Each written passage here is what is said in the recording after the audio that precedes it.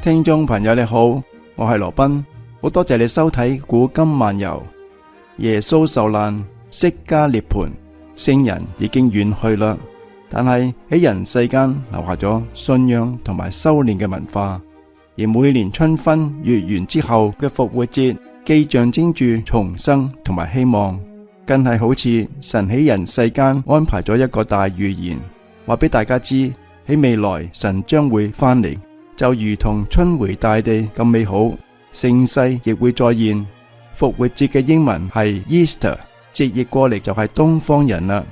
唔通係講神嘅復活，人類未來嘅希望係喺東方？今日我哋就嚟睇睇預言入邊嘅東方人。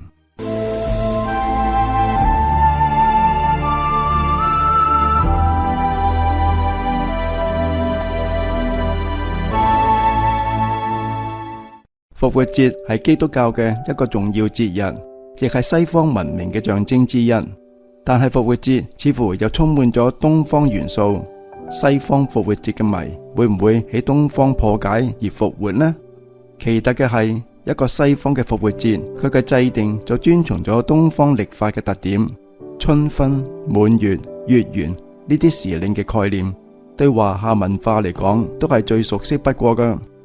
而睇睇復活節嘅象徵係一隻兔仔，一講到動物，我哋中國人就會聯想到12生肖啦。唔通復活節係喺度提醒大家，呢位東方人係同兔係有關係嘅咩？依家我哋就去睇睇古代預言，去揾一下嗰個答案。好多預言入邊都用兔或者木嚟代表喺新舊紀元交接嘅時候救世渡人嘅聖人。劉伯溫喺《金陵塔碑文》入邊話：能逢木兔才為壽，澤及群生樂且康。呢個木兔係指一位出生喺木兔呢一年嘅人，能恩澤萬物，俾全世界帶嚟幸福同埋安康嘅。姜子牙喺《乾坤萬年歌》入邊話：木邊一兔走將來，志在為君不動手。亦係喺度預言木兔嘅人未來救世，唔係通過武力，而係通過德行成為聖王噶。仲有喺部虛大師預言入邊講到：上將玉兔漸東升。呢個玉兔亦係指救世嘅聖人將會喺東方升起。咁樣復活節嘅小雞同埋彩蛋呢？當代中國地圖形狀就係一隻金雞。如果將復活節當作一個字謎，按照東方元素嘅思路嚟解讀，復活節實際上係預言咗人類等待嘅神翻嚟嘅。神嘅啟示係佢嚟自東方，誕生喺金雞版圖嘅現代中國，屬兔，佢會俾人類帶嚟如春天一樣咁美好嘅盛世。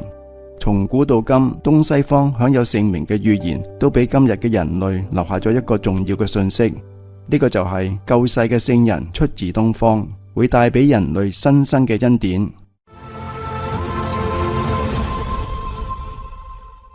歷史上最強嘅預言，唐朝李淳風同埋袁天罡嘅推背圖，簡直就係人間呢場大戲嘅一個最精彩嘅劇本，其中就留下咗對東方聖人嘅描述。第59章嘅籤係咁講嘅：無成無苦，無以無我，天下一家，至尊大化。眾詩入邊咁講嘅：一人為大世界福，手持籤筒拔去燭，紅黃黑白不分明，東西南北盡和睦。呢個可以話係推背圖入邊最核心嘅一幅畫面啦。一個人將會俾全世界帶嚟幸福，令到天下大同，各國各民族各色人種有教無類，共住喺同一世界，和睦安樂。第44章嘅籤係咁話噶：日月麗天，群陰攝伏，百靈來朝，相與四足。眾詩話：中國而今有聖人，雖非豪傑也周成，四夷從役稱天子，否極泰來九國春。呢一章係話日月麗天，明王出世，光耀寰宇，八方朝拜。喺依家嘅中國出咗個聖人，佢雖然身世並唔顯赫，但係德照天下，四方各國都喺度翻譯佢嘅著作，同時尊稱佢係天上嘅使者。最終嘅世界係滿園春色，迎來盛世噶。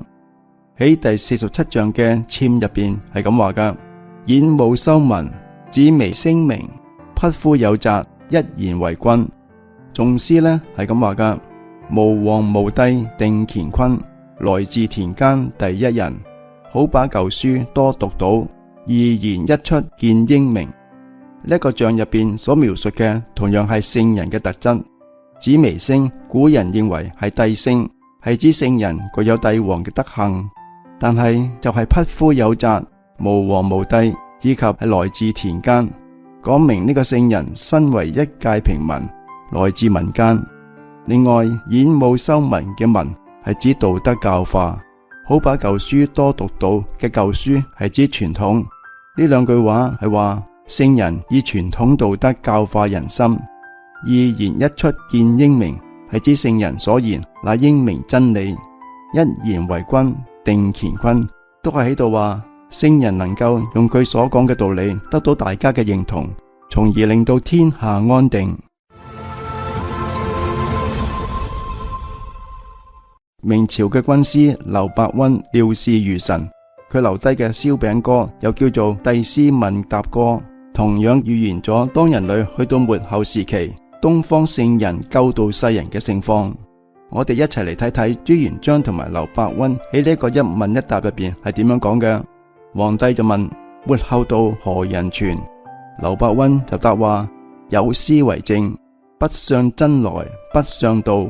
頭戴四兩羊絨帽，真佛不在寺院內，他掌彌勒源頭教。皇帝又問：彌勒降凡在哪裏？劉伯溫就話：聽神到來，未來教主臨下凡，不落宰府共官員，不在皇宮為太子，不在僧門與道院，降在寒門草堂內，燕南趙北把金散。劉伯溫同朱元璋講：喺末法時期傳大道嘅係掌管彌勒源頭教嘅人，呢個源頭教係萬法嘅源頭，一切嘅根本。聖人唔會喺僧門同埋道院，唔會喺皇宮官邸，既唔係和尚道士，亦唔係太子，佢就係出生喺寒門草堂嘅普通人，將珍貴到好似黃金一樣嘅道理散遍世間。君臣二人越講就越覺得有趣，講到興起嘅時候，劉伯溫更係一口氣咁樣，佢將萬祖下界千佛臨凡嘅天機盛況泄露得明明白白。佢話：上末後時年，萬祖下界，千佛臨凡，普天星斗，阿漢群真，滿天菩薩，難脫此劫，乃是未來佛下方傳道，天上天下諸神諸祖，不遇金線之路，難躲此劫，削了果位，末後立封81劫。喺末法時期嘅最後階段嘅上末後年時，未來佛彌勒佛下世，宇宙入邊嘅兩大家，道家同埋佛家嘅萬祖同埋千佛，亦跟隨住層層下走，以人身嚟得法修煉，能救萬祖同埋千佛以及普天星斗、阿漢群真、滿天菩薩嘅，當然就係萬王之王啦。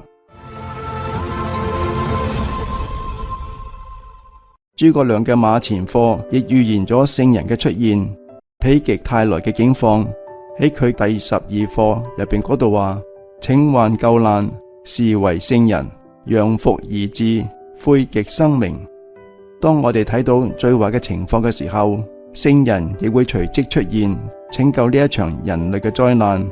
喺一切淨化同埋更新之後，人類將會進入新嘅紀元同埋太平盛世㗎。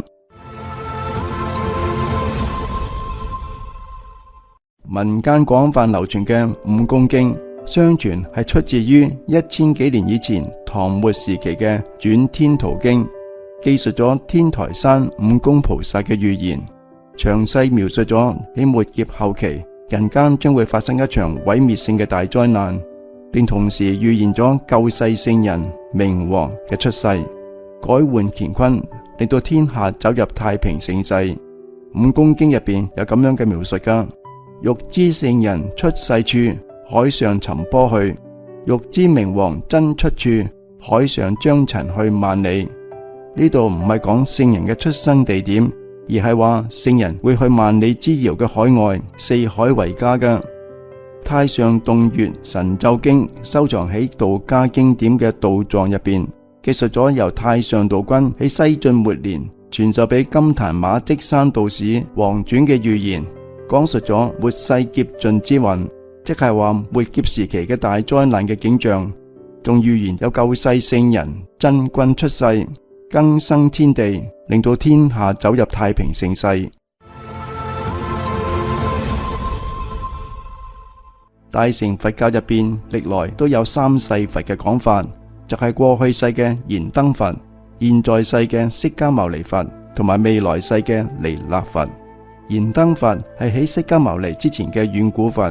曾經喺過去世為釋迦牟尼授記，預言佢未來會成佛噶。而釋迦牟尼佛生前亦都曾經預言過，喺佢涅槃2500年之後，人間將會進入末法時期。到嗰個時候，自己傳出嘅呢一部佛法已經唔能夠再度化世人啦。不過嗰個時候，未來佛彌勒會下世度人，傳出至高無上嘅佛法，拯救蒼生嘅。佛陀仲特意囑託佢自己嘅大弟子大迦葉喺雞足山入邊等待彌勒，要大迦葉守衣入定，待佛降生，然後將自己嘅僧衣同埋僧鉢交俾未來佛，以完成交接儀式。喺《佛說長阿含經卷》第6，佛陀話未來有佛出世，名為彌勒如來，比眾弟子有無數千萬，如我今日弟子數百。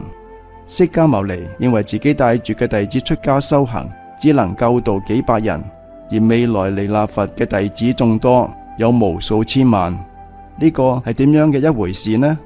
按照佛教經典《彌勒下生經》入邊嘅講法，就係實現人間淨土，可以喺人間修煉，唔需要出家。釋迦牟尼佛喺臨終涅槃之前，留下咗最重要嘅2個遺囑，等待未來佛彌勒下世。佢係宇宙入邊神通最為廣大嘅佛，等待創世嘅佛成大法喺人間傳出。未來嘅人類將會由未來嘅彌勒佛下世救度噶。咁樣彌勒佛係喺咩時候會嚟到人間呢？佛經入邊咁話噶，到時候佛家長穗聖花優曇婆羅花就會盛開。妙法蓮華經文句轉要卷24入邊記載，優曇花者，此言寧瑞3000年一現，現則金輪王出。仲有佛經慧林音義卷8亦有記載，優曇婆羅花為長穗靈義之所感，乃天花，為世間所無。若如來下生，金輪王出現世間，以大福德利故，感得此花出現。喺1997年，媒體開始報道，喺韓國佛子金銅佛嘅面上面出現咗優曇婆羅花之後，優曇婆羅花已經喺全世界接連開放啦。未來佛彌勒喺釋迦牟尼嘅預言入邊被傳咗2500年，但係又有邊個會知道如來下世必無聲無息？呢位救世嘅聖人或者已經就喺我哋嘅身邊啦。金輪聖王已經下世廣傳佛法啦。今日我哋主要講嘅係中國古代嘅預言，而西方嘅著名預言入邊對東方救世聖人嘅描述亦都有好多噶。喺依家嘅亂世入邊，為人類指引出路。16世紀法國先知洛查丹馬斯用4行體嘅詩寫低咗《諸世紀》呢本書，其中有好多篇預言詩入邊都講述咗歷史上面會出現一位非比尋常嘅東方人，佢將會喺未來俾整個世界帶嚟改變噶。佢喺第2紀第29首詩入邊咁樣寫：一位東方人離開咗佢嘅家鄉，越過天空、海洋同埋冰雪，用佢嘅神像喚醒世人。喺第10紀第75首詩入邊咁樣寫：佢會超越所有東方嘅君王。另外，洛查丹馬斯喺第3紀第266首詩入邊係咁寫嘅：哲學新流派盛行，藐視一切，生死金錢，富貴和聲名，德意志三脈擋不住，群集振臂一呼，萬人回應。佢喺第3紀第296首詩入邊咁樣寫嘅：野蠻帝國將行崩潰，太陽的世紀就要來臨。呢幾句詩嘅意思係話，呢呢位東方人似乎仲主持住某種神聖嘅信仰，開創咗一個嶄新嘅文明。太陽嘅世紀係一個象徵，係指人民安居樂業，迎嚟新嘅黃金時代。喺諸世紀嘅其他眾多嘅詩篇入邊，洛查丹馬斯仲用聖人、聖賢、聖心、聖徒嚟描述呢一位東方聖人嘅。好啦，今日就講到呢一度，感謝你收睇古今漫遊。如果你喜歡嘅話，請點讚、訂閱、分享。我係羅賓，我哋下次節目再見。